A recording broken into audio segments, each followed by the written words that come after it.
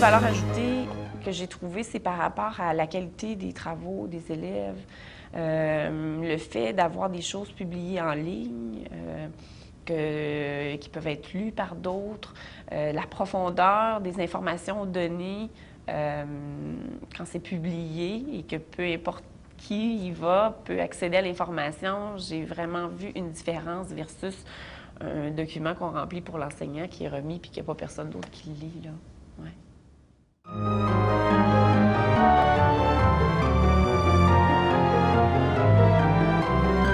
Au niveau du suivi, c'est sûr que c'est quand même exigeant, mais je vous dirais que si un élève me remet une démarche papier, que j'annote et que je commande, souvent l'élève il va regarder son résultat final, global, puis c'est tout, puis les commentaires, souvent, il ne relit même pas.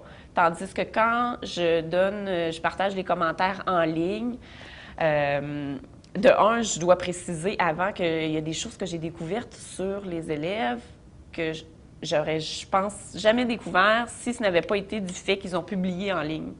Parce que par écrit, souvent, c'est très bref.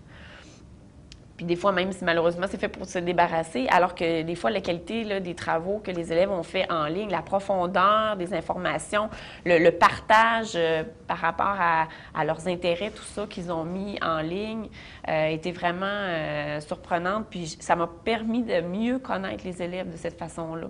Chose que soit de 1 à 1 ou encore juste un papier que j'aurais pas découvert. Puis ensuite, le fait d'annoter, de commenter, il y a comme un partage, un échange, un lien qui se fait parce qu'on dirait que c'est un petit peu moins gênant que 1 à 1. Alors, l'élève écrit des choses, l'enseignante répond, félicite, encourage, tout ça. Puis là, l'élève, après ça, il retourne sur son blog, puis il voit le petit commentaire de l'enseignante, puis là, il est content, puis ça le motive, puis il trouve ça encourageant.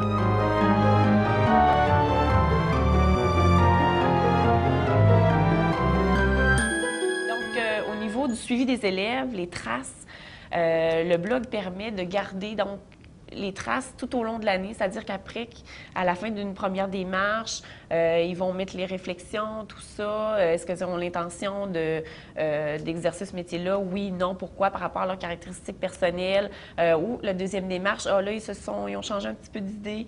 Des fois, les élèves, ils vont dire, c'est quoi donc j'ai fait comme première démarche, comme deuxième démarche, ils ne s'en souviennent plus. Le fait de garder des traces via le blog, tout est là.